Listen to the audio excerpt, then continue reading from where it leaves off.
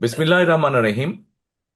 আজকের এই সুন্দর মহতী অনুষ্ঠানের সম্মানিত সভাপতি, উপস্থিত বাংলাদেশ জাতীয়তাবাদী দলের ভাইস চেয়ারম্যান বেগম নার্গিস, অধ্যাপক নার্গিস, উপস্থিত এখানে আমাদের খুলনা বিভাগের সহ সাংগঠনিক সম্পাদক অমিত ইসলাম, সহ উপস্থিত জেলা বিএনপির নেতৃবৃন্দ, উপজেলা বিএনপির নেতৃবৃন্দ, এবং বিশেষ করে উপস্থিত আহ আফিয়া এবং আফিয়ার মা সহ এই গ্রামের মুরব্বীবর্গ, মা বোনেরা, আসসালামু আলাইকুম।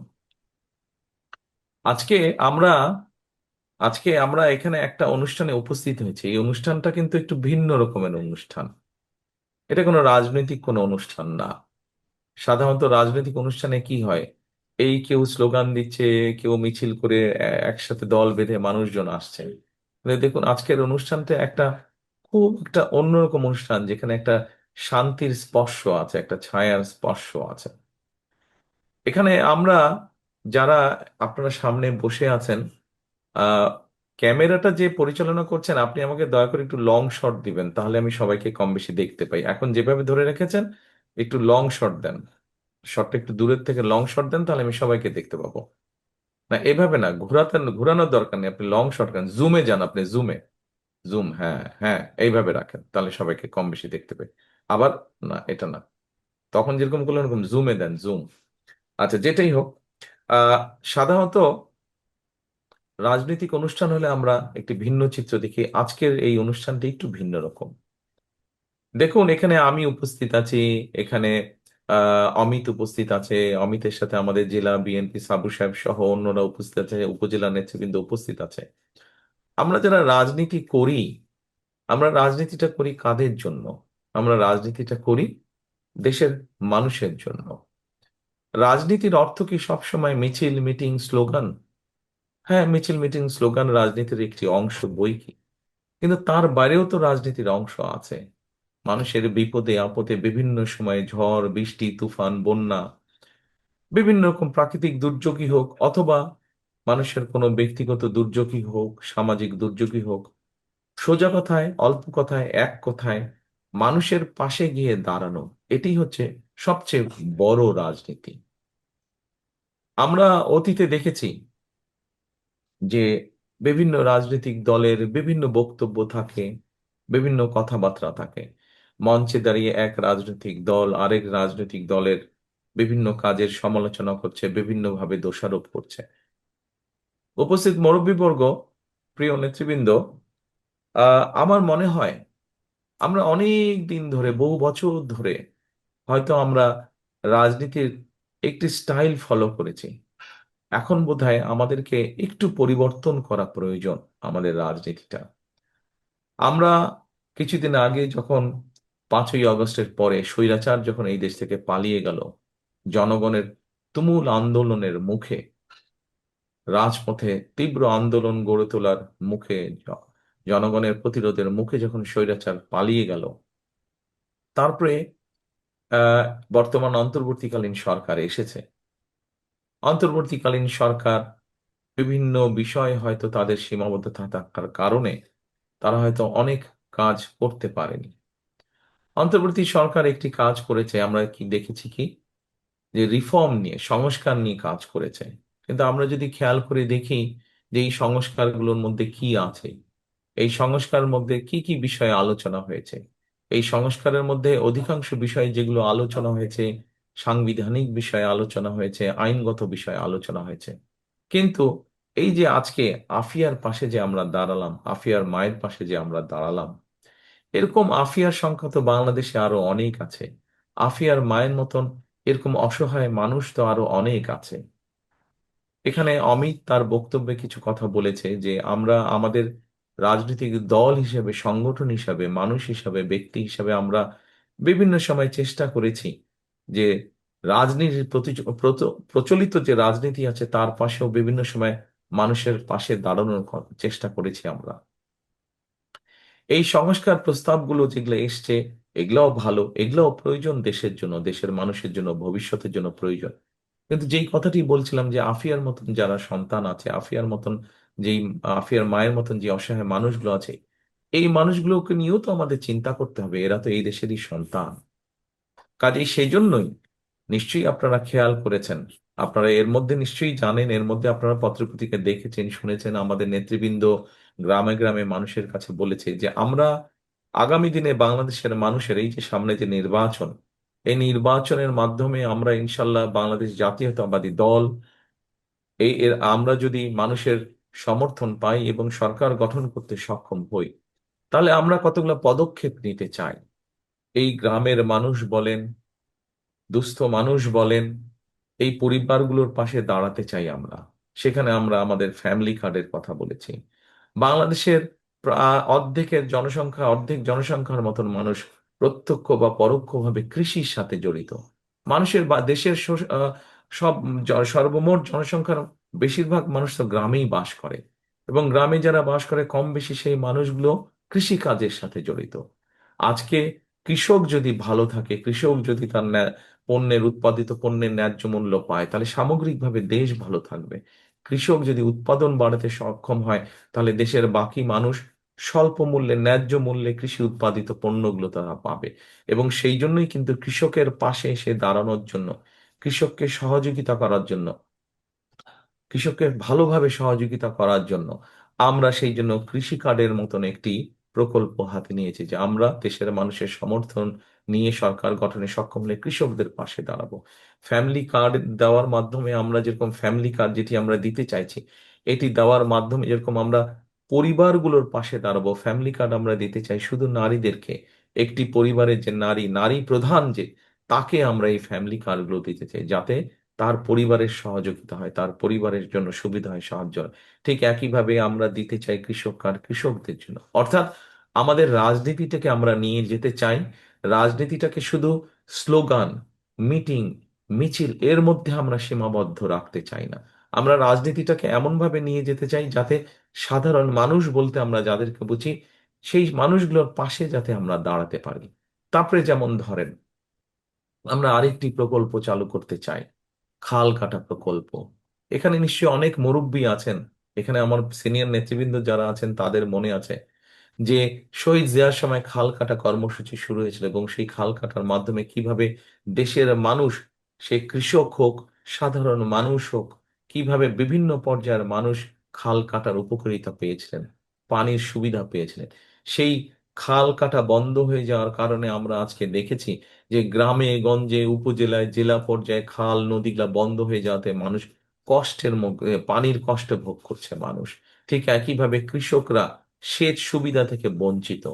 আমরা যখন আজকে টিউবওয়েল বসাচ্ছি সেচের পানি পাওয়ার জন্য, টিউবওয়েল গভীরে গভীর টিউবওয়েল বসাচ্ছি আমরা, আজকে থেকে 20 বছর আগে যদি 200 ফিট পানি পেতাম, 100 ফিটে পানি পেতাম, আজকে সেখানে 1000 ফিট চলে যাচ্ছে, তারপরেও পানি পাওয়া যাচ্ছে না।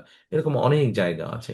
এই সমস্যাগুলোকে বের করে আনার জন্য আমরা খাল খনন কর্মসূচি শুরু করতে চাইছি, যা শুধুমাত্র গ্রাম অঞ্চলের মানুষরা, যা শহরের মানুষের জন্য উপকার হবে, সামগ্রিকভাবে দেশের মানুষের জন্য উপকার হবে। পানির সমস্যার সমাধান আমরা দেখি কি, বর্ষাকালে যখন অতিবৃষ্টি হয়, অথবা সীমান্তের ওপার থেকে যখন হঠাৎ করে বাঁধ খুলে দেওয়া হয়, আমাদের দেশের বিভিন্ন অঞ্চল ভেসে যায় পানিতে, মানুষের দুর্দশা বেড়ে যায়, ঘর বাড়ি ভেঙে যায়, গবাদি পশু ভেসে চলে যাচ্ছে।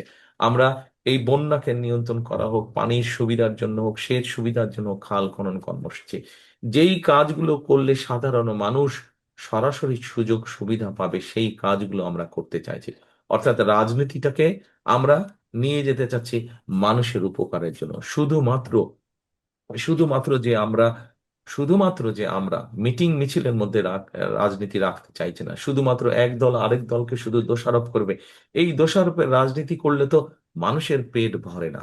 কি করলে মানুষের পেট ভরবে, কি করলে মানুষ ভালো থাকবে, সেই কাজগুলো আমরা শুরু করতে চাই, সেই কাজগুলো আমরা করতে চাই। দেখুন, আরেকটি কথা যেমন বলি, এই যে আজকে যে বাচ্চাটা আফিয়া, ও বাচ্চাটা যে আজকে যেই বেচারা, যেই কারণে তার বাবা তাকে ছেড়ে চলে গেছে, অর্থাৎ ওর অনেক অল্প সংখ্যক মানুষের হয়, কিন্তু ও বেচারারও এই রোগটি হয়েছে, যে কারণে তার শরীরের রংটা অন্যরকম। গ্রামের মানুষ বিশেষ করে আজকে চিকিৎসা সুবিধা বেসিক যে চিকিৎসা, মৌলিক যে চিকিৎসা সুবিধা, এই চিকিৎসা সুবিধা থেকে আমাদের লক্ষ লক্ষ কোটি কোটি মানুষ বঞ্চিত আজকে। আমরা গ্রামের মানুষের কাছে, বিশেষ করে মা বোনদের কাছে, বিশেষ করে শিশুরা যাতে গ্রামে যারা বসবাস করছেন তারা যাতে স্বাস্থ্য সুবিধা পান, সেই জন্য আমরা একটি পরিকল্পনা গ্রহণ করেছি। কি সেই পরিকল্পনা? আজকে এই যে কথাগুলো বলছি, এখানে আপনারা যারা আছেন সবাই কিন্তু আপনারা চাঁদপাড়া গ্রামে বাস করেন, অর্থাৎ এখানে উপস্থিত মোটামুটি সবাই কিন্তু অধিকাংশ মানুষ গ্রামের মানুষ। অর্থাৎ দেশ গ্রামের মানুষ যারা আছেন তাদের জন্য বিএনপির কি পরিকল্পনা, সেগুলো সংক্ষেপে আমি আজকে আপনাদের সামনে দু একটি কথার মাধ্যমে বলতে চাইছি। স্বাস্থ্য সুবিধাটা আমরা গ্রামের মানুষের কাছে পৌঁছে দিতে চাই। অনেক বাংলাদেশে বহু বোন আছেন, বহু মা আছেন যারা বছরের পর বছর ধরে বিভিন্ন শারীরিক কষ্ট ভোগ করছেন, কিন্তু হয়তো সদর উপজেলা হাসপাতালে যেতে পারছেন না, সদর জেলা হাসপাতালে যেতে পারছেন না। হয়তো ছেলে টাইম পাচ্ছে না, হয়তো ভাই টাইম পাচ্ছে না, হয়তো স্বামী সময় করতে পারছে না, তাকে নিয়ে যেতে পারছে না। আমরা স্বাস্থ্যকর্মী নিয়োগ করতে চাই। স্বাস্থ্যকর্মী নিয়োগ করার মাধ্যমে আমরা এই সুবিধাটা, অর্থাৎ বিশেষ করে মা বোনদের জন্য, বিশেষ করে ছোট ছোট বাচ্চাদের জন্য যারা একা হাসপাতালে যেতে পারে না, তারা যাতে ঘরে বসে মৌলিক যে চিকিৎসাগুলো, সেই চিকিৎসা সুবিধা যাতে তারা পায়, সেই জন্য আমরা দেশে 1 লক্ষ স্বাস্থ্যকর্মী নিয়োগ করতে চাচ্ছি। তাদেরকে আমরা ট্রেনিং দিব এবং এই স্বাস্থ্যকর্মীরা গ্রামে গ্রামে যাবে। এখানে যারা সিনিয়র নেতৃবৃন্দ আছে, এই গ্রামে যারা মুরব্বীরা, আপনারা আজকের এই অনুষ্ঠানে উপস্থিত আছেন, আপনাদের নিশ্চয়ই মনে আছে শহীদ জিয়ার সময় কিন্তু পল্লী চিকিৎসক ছিল, নিশ্চয়ই এখনো আছে কিছু কিছু। শহীদ জিয়ার সময় পল্লী চিকিৎসক ছিল, অর্থাৎ গ্রামের মানুষ কষ্ট করে যাতে তাদেরকে খুব সিরিয়াস কোনো অসুখ বিসুখ না হলে, ছোটখাটো অসুখ বিসুখ যাতে ঘরে বসেই তাদেরকে আমরা চিকিৎসার সুবিধা দিতে পারি, সেইটির ব্যবস্থা আমরা করতে চাইছি। আরেকটি বিষয় আছে, আরেকটি বিষয় আছে। আমরা বিভিন্ন শ্রেণী পেশার মানুষ, আমরা এই যে বলেছি, একটু আগে বললাম ফ্যামিলি কার্ডের কথা। এই ফ্যামিলি কার্ড দেওয়ার মাধ্যমে আমরা যেরকম মা বোনদেরকে সহযোগিতার হাত বাড়িয়ে দিতে চাইছি, তাদেরকে আমরা স্বাবলম্বী করে গড়ে তুলতে চাইছি। আপনাদের নিশ্চয়ই মনে আছে দেশনেত্রী খালেদা জিয়ার সময় আমাদের নারীদের শিক্ষা, যারা নারীরা যাতে শিক্ষা পায়, ওই জন্য দেশনেত্রী খালেদা জিয়া যখন দেশ পরিচালনার দায়িত্বে ছিলেন, উনি কি করেছিলেন? উনি কিন্তু মেয়েদের শিক্ষা, ক্লাস 12 পর্যন্ত, ইন্টারমিডিয়েট পর্যন্ত মেয়েদের শিক্ষা ব্যবস্থা ফ্রি করে দিয়েছিলেন। গত 25 বছরে কিন্তু বাংলাদেশের নারী সমাজের বহু নারী কিন্তু সেই সুবিধাটা পেয়েছে। কিন্তু শিক্ষার পাশাপাশি দেশনেত্রী খালেদা জিয়া নারীদেরকে শিক্ষার সুযোগ দিয়েছিলেন। আজকে আগামী দিনে ইনশাল্লাহ বিএনপি আপনাদের সমর্থন নিয়ে সরকার গঠনে সক্ষম হলে এই শিক্ষিত নারী সমাজকে আমরা অর্থনৈতিকভাবে স্বাবলম্বী করে গড়ে তুলতে চাই। নারীরা যদি অর্থনৈতিকভাবে স্বাবলম্বী হয়ে গড়ে তুলতে পারে, তাহলে এই দেশকে আমরা সামনের দিকে খুব দ্রুত নিয়ে যেতে পারবো। দেখেন, একটা সংসার, নারী একজন এবং একজন পুরুষ মিলিয়ে একটি সংসার তৈরি হয়। শুধু পুরুষ যদি কাজ করে, নারী যদি কাজ না করে, সংসারটা সুন্দর হতে পারবে? সুন্দর হতে পারবে না। ঠিক একইভাবে দেশের অর্ধেক জনসংখ্যা হচ্ছে নারী। সেই নারীদেরকে যদি আমরা সহযোগিতা না করি, তাহলে তো দেশকে আমরা এগিয়ে নিতে পারবো না। সেজন্য আমরা চাই, যেই নারীরা শিক্ষিত হয়েছে, গত 20 বছর 25 বছর ধরে শিক্ষিত হয়েছে, খালেদা জিয়া যে সুবিধা তৈরি করেছেন, আগামী দিনে বিএনপি সরকার ইনশাল্লাহ সেই নারীদেরকে অর্থনৈতিকভাবে স্বাবলম্বী করতে চাই। সেই জন্যই আমরা সেই ফ্যামিলি কার্ড দিতে চাই। খালেদা জিয়ার সময় আপনাদের খাল খননের মাধ্যমে যেরকম শহীদ জিয়া কৃষকদের সেচের সুবিধা করে দিয়েছিলেন, আপনাদের নিশ্চয়ই এখানে অনেকে আছেন যাদের মনে আছে খালেদা জিয়া 91 সালে যখন সরকার গঠন করলেন, তখন কিন্তু কৃষকদেরকে 5,000 টাকার সুবিধা, কৃষি ঋণ মৌকুফ করে দিয়েছিলেন। 25 বিঘা পর্যন্ত জমির খাজনা মৌকুফ করে দিয়েছিলেন। 10,000 টাকা যাদের কৃষি ঋণ ছিল তাদের সুদটা মৌকুফ করে দিয়েছিলেন। আমরা এবার কৃষক কার্ডের মাধ্যমে কৃষকদের পাশে আরো শক্তভাবে সরকার দাঁড়াতে চায়, যাতে কৃষকদেরকে সুবিধা দিতে পারি। এইভাবে বিভিন্ন শ্রেণী পেশার মানুষকে পাশে আমরা দাঁড়াতে চাই। আমরা সরকার গঠন করলে আরেকটি মানুষ আছে, আরেক শ্রেণীর মানুষ আছে যাদের পাশে আমরা দাঁড়াতে চাই। এই মানুষগুলা কিন্তু আমাদেরকে আমাদের জন্ম থেকে মৃত্যু পর্যন্ত, আমাদের আনন্দের সময় যেরকম আমাদের পাশে এই মানুষগুলো থাকেন, ঠিক আমাদের জীবনের দুঃখের সময়গুলো এই মানুষগুলো থাকেন। বিভিন্ন সময় জীবনের বাঁকে বাঁকে আমরা যখন বিভিন্ন সংকটে পড়ি, এই মানুষগুলো আমাদেরকে পরামর্শ দেন। কারা সেই মানুষগুলো? সেই মানুষগুলো হচ্ছেন আমাদের মসজিদের ইমাম সাহেব, আমাদের খতিব সাহেবরা, আমাদের মুয়াজ্জিম সাহেবরা সহ অন্য ধর্মেরও যারা ধর্মগুরু আছেন, সেই মানুষগুলো। আমরা চিন্তা করেছি যে আমরা ইনশাল্লাহ সরকার গঠনে সক্ষম হলে আগামী এই যে 12ই ফেব্রুয়ারি নির্বাচন, এই নির্বাচনে আমরা সরকার গঠনে সক্ষম হলে আমরা আমাদের মসজিদের ইমাম সাহেব, খতিব সাহেব, মুয়াজ্জিম সাহেব সহ অন্য ধর্মগুরুও যারা আছেন তাদের জন্য আমরা সরকারের পক্ষ থেকে একটি ভাতার ব্যবস্থা, আমরা সম্মানের ব্যবস্থা আমরা করতে চাই, যাতে এই মানুষগুলো আত্মসম্মান বোধ নিয়ে সমাজে আরো শক্তভাবে, সুন্দরভাবে, সম্মানের সঙ্গে যাতে তারা বেঁচে থাকতে পারে। কাজে আমরা প্রত্যেকটি শ্রেণী পেশা মানুষের ব্যাপারে চিন্তা করেছি। আজকে আফিয়ার পাশে যেমন আমরা দাঁড়িয়েছি, এরকম বাংলাদেশের হাজার হাজার যারা আফিয়া আছে, যারা অসহায় মা আছে, তাদের পাশে আমরা দাঁড়াতে চাই। একটি রাজনৈতিক দল হিসাবে যখন আমরা শুধু দল হিসেবে থাকছি, তখন আমাদের অবস্থান থেকে আমরা কিছু মানুষকে হয়তো সহযোগিতা পাশে দাঁড়াতে পারছি। কিন্তু যখন আমরা সরকারে থাকবো, তখন সরকারের যে শক্তি আছে সেই শক্তি নিয়ে আমরা আমাদের কাজগুলোকে সেইভাবেই গড়ে তুলতে চাই যে সাধারণ মানুষ যাতে উপকৃত হয়।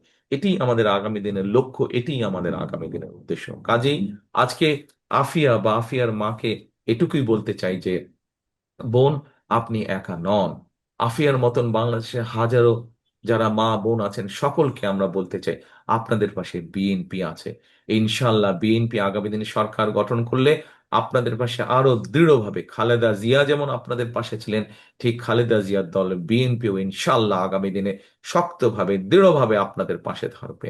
এই দেশের নারী সমাজকে কর্মসংস্থানের ব্যবস্থা করা, তাদেরকে অর্থনৈতিকভাবে শক্তিশালী ভিত্তির উপরে গড়ে তোলা, এটি হচ্ছে বিএনপির অন্যতম প্রধান গুরুত্বপূর্ণ দায়িত্ব, এটি হচ্ছে বিএনপির অন্যতম গুরুত্বপূর্ণ শপথ। কাজে আসুন, আজকে যদি আমাদেরকে সুন্দরভাবে আমাদের সেই প্রত্যাশিত বাংলাদেশ গড়ে তুলতে হয়, তাহলে কথা একটি, কাজ একটি। করব কাজ, গড়ব দেশ, সবার আগে বাংলাদেশ। উপস্থিত সকল সম্মানিত উপস্থিতিবৃন্দ, আসুন আমরা সেই শপথ নিয়ে আজকে আমরা এগিয়ে যাই আমাদের প্রত্যাশিত বাংলাদেশ গড়ে তোলার জন্য। সকলকে আবারও ধন্যবাদ। আমি বিশেষ করে অমিতকে ধন্যবাদ জানাতে চাই যে তার এত প্রতিকূলতার মাঝেও আফিয়ার পাশে এসে যে দাঁড়িয়েছে, আফিয়ার পরিবারের পাশে এসে যে দাঁড়িয়েছে। আহ সেই জন্য আমি আমার ব্যক্তিগত পক্ষ থেকে আমি অমিতকে ধন্যবাদ জানাতে চাই। ইনশাল্লাহ অমিতের মতন আরো নেতা আমরা তৈরি করবো এই দলে, যারা মানুষের বিপদের সময় মানুষের পাশে গিয়ে দাঁড়াতে পারবে, মানুষের প্রয়োজনের সময় মানুষের পাশে গিয়ে দাঁড়াতে পারবে। আমরা অমিতের মতন যত নেতা তৈরি করতে পারবো এই দলে, তত বেশি ভাবে আমরা মানুষের পাশে দাঁড়াতে পারবো। ইনশাল্লাহ সকলে ভালো থাকবেন। আপনাদের সাথে ইনশাল্লাহ দ্রুতই দেখা হবে। আসসালামু আলাইকুম। আল্লাহ হাফিজ। বাংলাদেশ জিন্দাবাদ। বাংলাদেশ জাতীয়তাবাদী দল জিন্দাবাদ।